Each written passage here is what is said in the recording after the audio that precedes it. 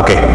Bien, bueno, solamente para que quede grabado, la sesión de hoy va a ser preguntas y respuestas. Y bueno, si este video te está llegando a ti, todos los lunes nos juntamos aquí en Plaza 100 en el grupo de conexión, y sería genial que te puedas venir y conocernos y aprender juntos de Dios. Entonces, bueno, voy a iniciar ya con la primera, y ya ustedes me van diciendo de que me pueden interrumpir, no pasa nada, de que Luis ya la terminé y aquí lo voy. Entonces, solamente para respetar que esta fue en la que nos quedamos y contesté la primera. La segunda es niños / bebés no creyentes van al cielo.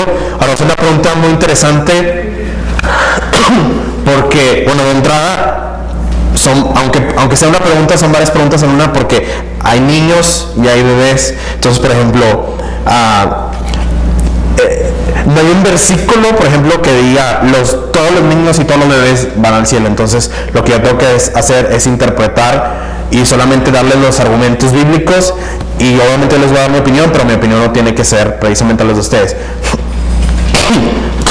Lo que podemos encontrar en la Biblia, por ejemplo, un versículo muy famoso, cuando Jesús dice: dejad a los niños, venid a mí, porque ellos son del reino de los cielos. Hay una interpretación de varias personas que dicen es que se está refiriendo a que seamos como niños, pero siento que es una interpretación muy forzada, porque Jesús, o sea, sí creo que haya una enseñanza intrínseca de ser como niños y venir a Dios como nuestro Padre y como un niño en cuanto a nuestra dependencia, pero Jesús está diciendo súper específico, porque de ellos son el reino de los cielos. Si no, Jesús estaría terminando, entonces seamos como ellos, porque así es está diciendo de ellos es el reino de los cielos. Entonces tiene mucho sentido que los niños que no tienen todavía una conciencia racional para poder entender el evangelio y todo esto, vayan al cielo. Ahora, la pregunta aquí es de parte de una familia no creyente, y ahí es donde se pone algo tenso, algo difícil.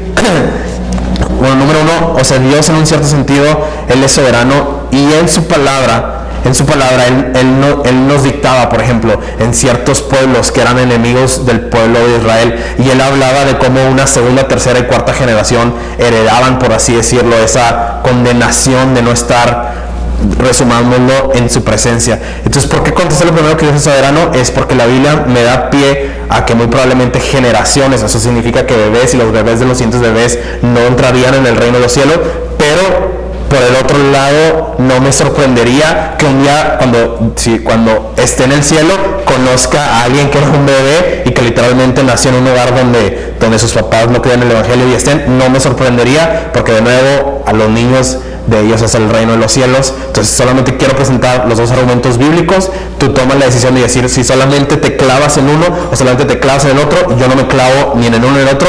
La Biblia me enseña que había generaciones que no iban a heredar el reino de los cielos. Entonces es de una manera clara, pero Jesús no dijo los niños, pero solo los del pueblo de Israel, o solo los cristianos. No, dijo los niños heredarán el reino de los cielos. Están esas posturas, está en la Biblia, y tú puedes en ese sentido tomar la decisión. Ok, esto la pongo aquí. Bueno, ahora sí voy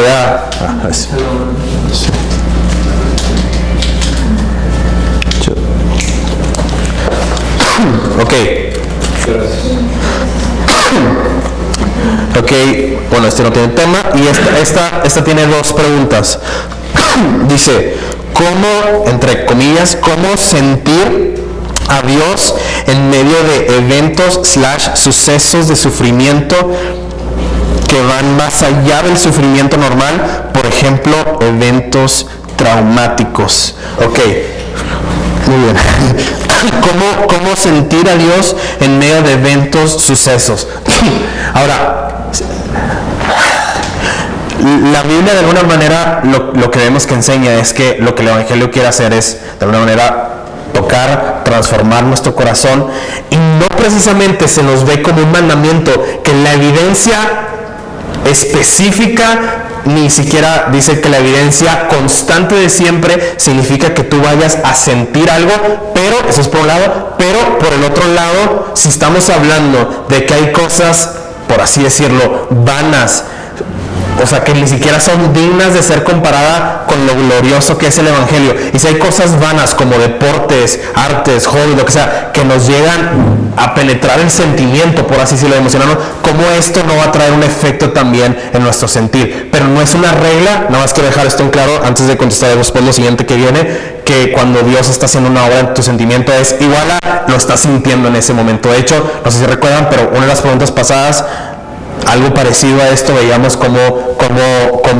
podemos ver el salmista, que hay momentos en donde están súper sensibles, otro momento a lo mejor no precisamente tan sensibles, y dice, en medio de eventos, sucesos de sufrimiento que van más allá del sufrimiento normal, dice, por ejemplo, eventos traumáticos, hay testimonios de todo tipo, hay testimonios tan simples y sencillos de entender como una persona literalmente orando por esa persona y el Espíritu Santo está usando esa oración, y hay testimonios en donde hay personas que en ese momento sintieron que el Señor, o sea, vino a sus vidas, sanó, hizo algo, y ellos lo cuentan como un testimonio, inclusive como un milagro.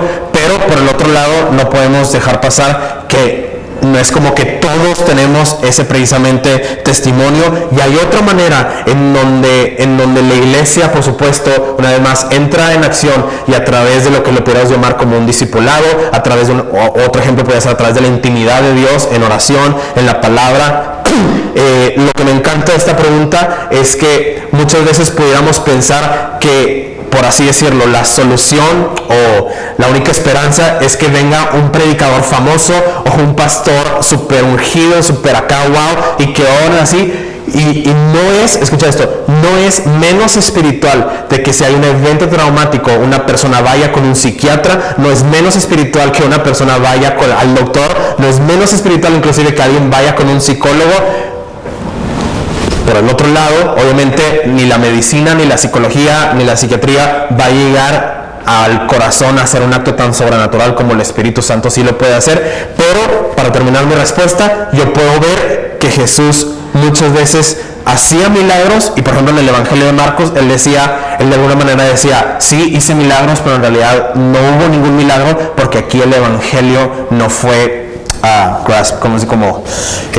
abrazado, ¿sí?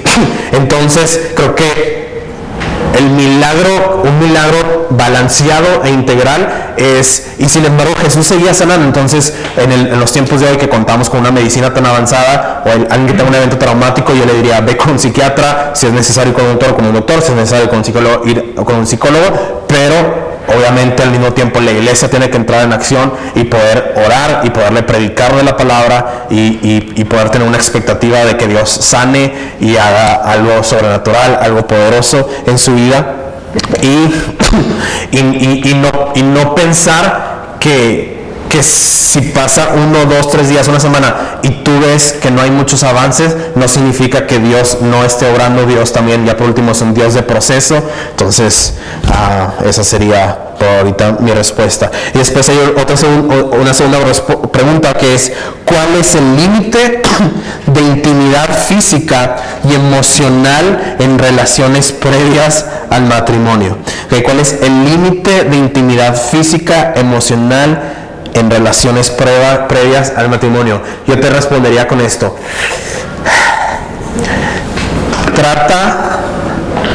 Trata a tu novio o novia como te gustaría.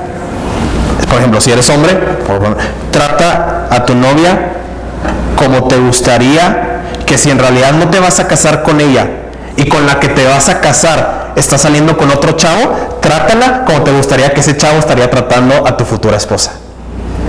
Respuesta número 1. Respuesta número 2. Trátala como te gustaría que trataran a tu hija o a tu hijo.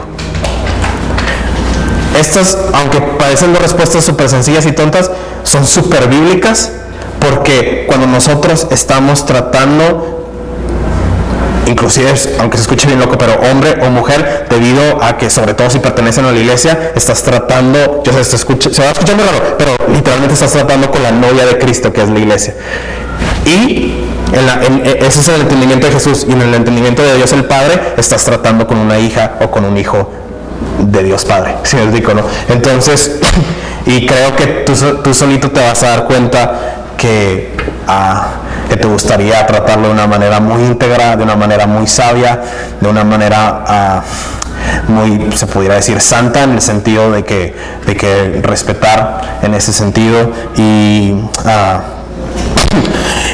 yo también he visto que Dios trae bendición a las relaciones, a aquellos que hayan respetado y honrado a sus padres.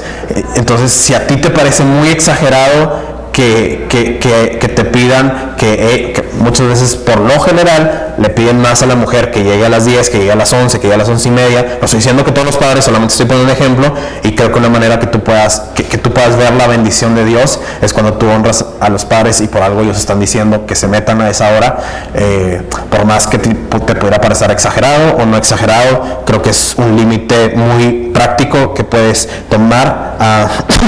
En cuanto a la intimidad física, una vez un pastor dijo, él una vez dijo, cuando yo veo una pareja en cómo se trata a la luz de día, entonces, por ejemplo, él dice, si yo veo que hay una pareja que le vale de que estarse así, de que no precisamente haciendo algo socialmente hablando mal, pero besándose acaso proporcionadamente, él dice, obviamente si a la luz de día se atreven de hacer eso, que no se atrevan a hacer algo más en la oscuridad, ¿no? Entonces, ¿a qué voy con esto? Es ser una persona íntegra en la luz o en la oscuridad, ser una persona íntegra a las 2 de la tarde o a las 11, 12 de la noche. Y yo te recomiendo que tengas a alguien con quien rendir cuentas. Te recomiendo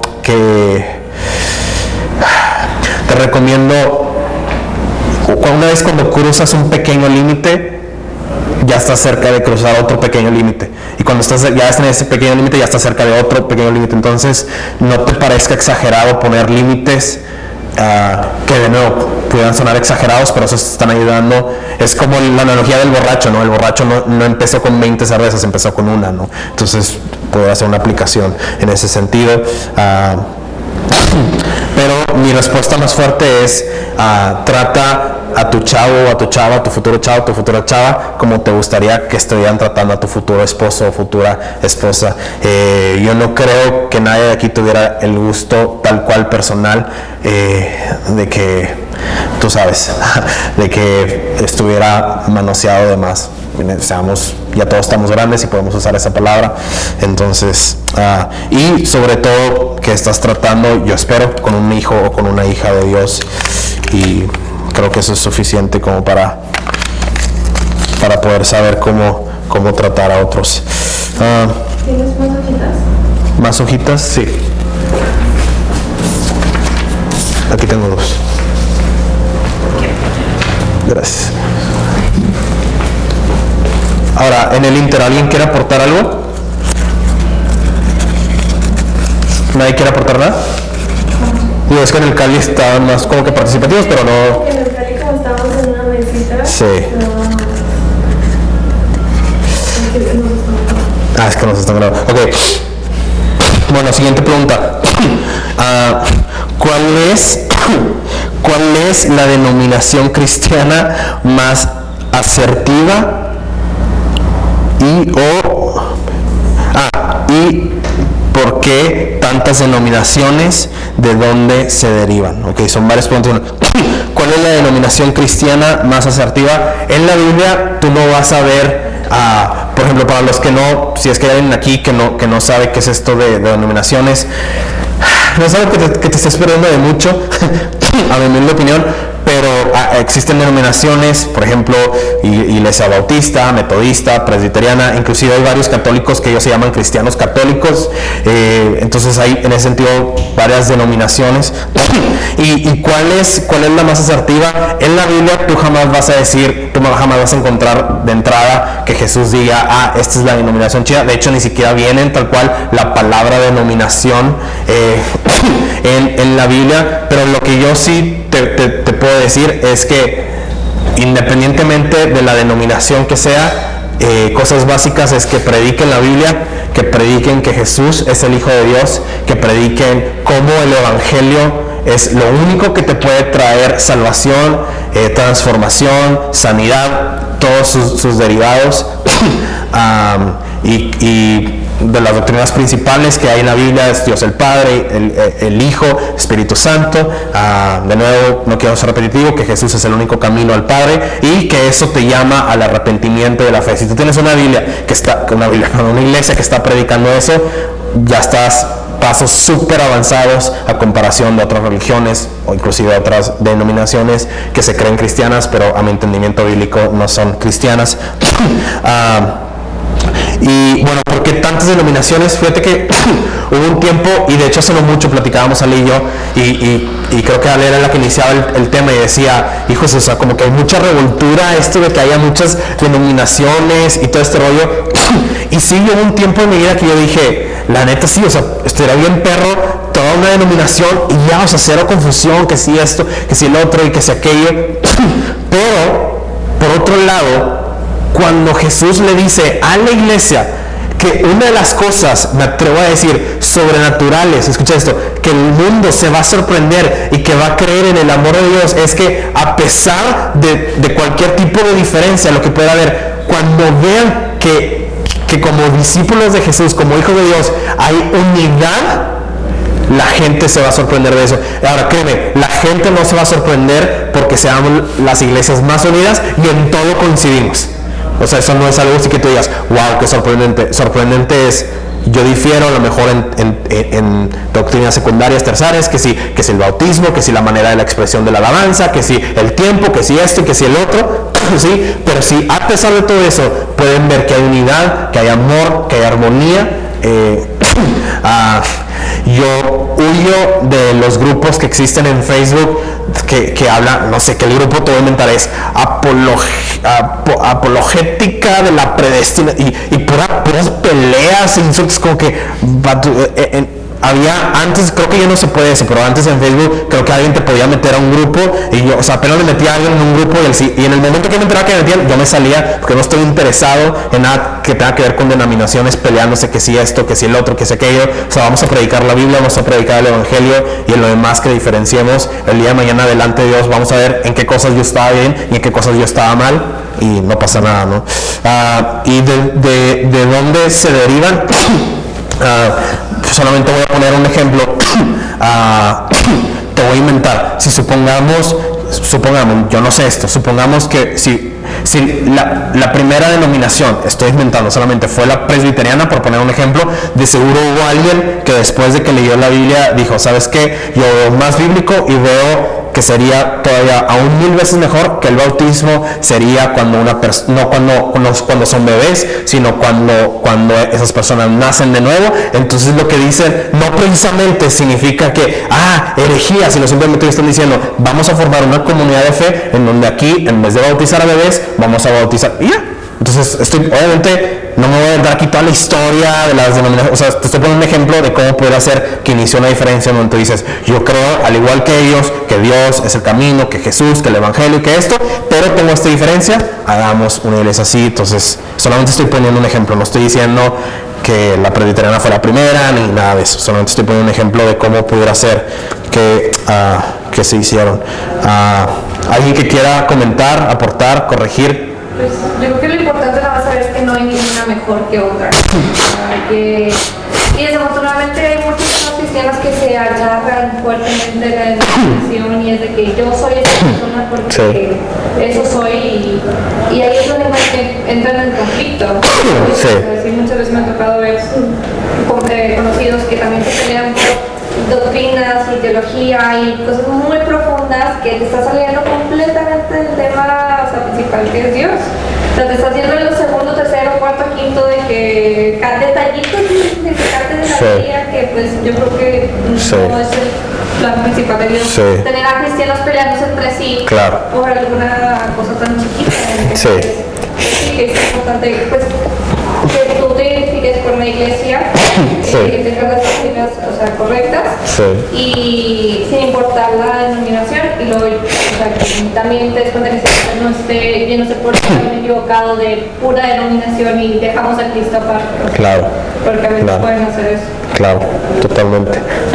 Y de hecho hay un pasaje que yo no sé por qué no es famoso, sobre todo que cada vez hay más iglesias y denominaciones y todo este rollo, pero hay una parte, no sé si algunas lo han leído, y, no sé, a mí me impactó mucho y no sé por qué, pero Dios habló a mí hacia este tema de las denominaciones, y hay un momento en donde uno de los discípulos, uno o dos de los discípulos le dicen a Jesús, tipo, ellos, o sea, esos seguidores están de que malentendiendo cierta cosa y que no sé qué y que bla, bla, y Jesús le dice, si no están en contra de ti, déjalos en paz. Si no están en contra de ti, entonces son tuyos, o sea, son de ti. Pero bien interesante, Jesús no dijo, no, están en lo correcto. Muy probablemente Jesús está diciendo, sí, a lo mejor malentendieron algo, pero algo a lo mejor no se va a saber, algo secundario, algo terciario, sí, pero si ellos están creyendo que yo soy el Hijo de Dios, déjalos en paz, tu chamba es hacer lo tuyo y que ellos hagan lo de ellos, y un día todos rendiremos cuenta si fuimos bíblicos y si fuimos apegados al Evangelio.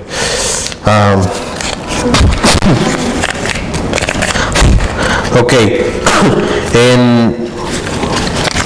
en esta que hice, el tema que propuso fue disciplinas espirituales. Me imagino que es la oración, la Biblia, el ayuno y todo eso. Ok, en esta hoja el tema que propuso es ayudar y hasta dónde. Y hizo varias preguntas. Una es, ¿Adán era joven o adulto? Era muy joven. No, ¿Adán era joven o era adulto? No se nos dice la edad, por ejemplo, pero lo que por ejemplo, algo que es muy interesante en Génesis es que despuesito de la caída hay varios personajes, dejémoslo así, en la Biblia, en donde se nos narran las edades y se nos narran, por ejemplo, una edad de 700, de 800, de 900 años.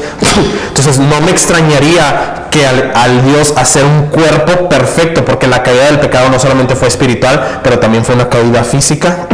Por ejemplo, una de la maldición del pecado es que ahora ustedes, las mujeres, sufren cuando van a tener un bebé. Al hombre, una de las maldiciones fue que va a sudar a través del trabajo y todo eso, ¿no? Entonces hubo también una caída física. Entonces no me extrañaría que si aquí estuviera Adán, para nosotros fuera un joven de 30 años, pero en realidad tiene 600 años. No lo sé, o a lo mejor tenía 30 años tal cual, no lo sé. Entonces, a lo que voy es que lo que se nos narra en la Biblia es que había una perfección física, y más, imagínate, si ya en el pecado gente vivía con una salud tan padre de vivir a 600, 700, 800 años, imagínate sin el pecado. Entonces, probablemente podría ser que Adán tenía 400 años y lo veías así de entero como yo. No, o sea, lo veías así como Sergio, ¿verdad? O yo qué sé, ¿no? Entonces, joven o adulto no se nos narra la edad, pero podemos tener una indicación de que de seguro tenía un buen cuerpo, en el sentido de que, porque la caída también fue física. ¿Cuáles o quiénes son los dos anunciantes o profetas en el Apocalipsis?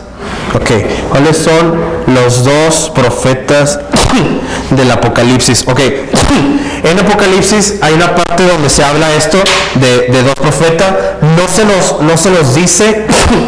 se nos dice los nombres, pero ahí te va. Pero quien haya sido que hizo esta pregunta, pero hay dos posturas ahora, paréntesis, Apocalipsis no ha sido el libro que más he estudiado, lo he leído a lo mejor unas 3-4 veces máximo, y mi entendimiento ahí, y cuando en algún momento lo he investigado, muchos creen que es Elías y que es Moisés, porque parte de, por así decirlo, como de las ejecuciones que también tuvo, por ejemplo, Moisés con las plagas y todo esto, se ve una referencia. Entonces hay varios que creen que es Elías o Moisés, y hay otros que creen que es Elías o Enoc, porque fueron los únicos que no murieron. Entonces tendría sentido que si no murieron, ellos eran como que, resumámoslo, en que eran los que estaban listos para poderse presentar en la imagen de Apocalipsis, ya siendo después de Jesús. Entonces, las dos posturas que yo he escuchado es, probablemente fue o Elías o Moisés,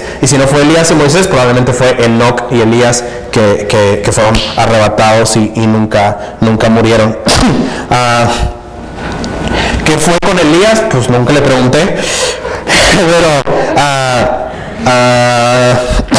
me quiero imaginar que la pregunta de qué fue con Elías, bueno, fue arrebatado, pero hay un pasaje en Juan donde, es que creo que va por ahí, donde Jesús dice que nadie ha ascendido al cielo, sino que Él fue el que descendió a la tierra. Entonces, lo que yo he escuchado sobre qué pasaba así, por ejemplo, con Enoc, Elías, que por Jesús no podían tener la entrada y el acceso directo al cielo, hay muchos que consideran que es como que en el limbo, por así decirlo. Ahora, yo no te estoy diciendo, están en el limbo, o sea, no, yo no estoy diciendo eso, pero los teólogos, por así decirlo, lo que se afirman es que por las palabras de Jesús no podemos decir que se fue al cielo, lo que sabemos es que fue arrebatado y de alguna manera quedó en el limbo, así se dice, ¿no? ¿Limbo? Algo así. Y última pregunta, ¿por qué Satanás quería el cuerpo de Moisés? ¿Por qué Satanás quería el cuerpo de Moisés?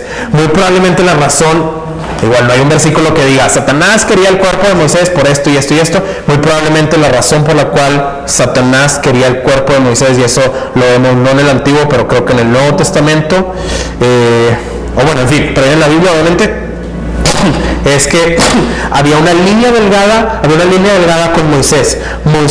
Esta era la línea delgada. Moisés, si alguna vez has leído en la Biblia, claramente fue un líder súper usado por Dios, y Moisés es así como por ejemplo Abraham se le conoce como el padre de la fe. Moisés está en la lista de personas que ¿cuál es la palabra? Que figuraron en la Biblia, o sea, ¿sí me explico?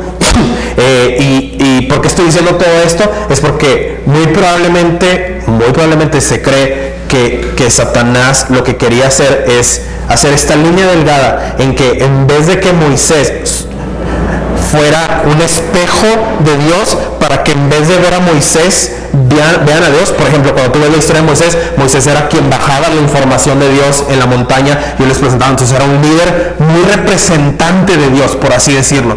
Pero lo que probablemente Satanás quería hacer es esta línea delgada de que la gente, en vez de verlo como un instrumento de Dios, verlo como un ídolo, por así decirlo, o sea, verlo así como lo máximo. ¿Y por qué me baso eso? Porque la Biblia lo que sí nos dice es que Satanás es súper astuto.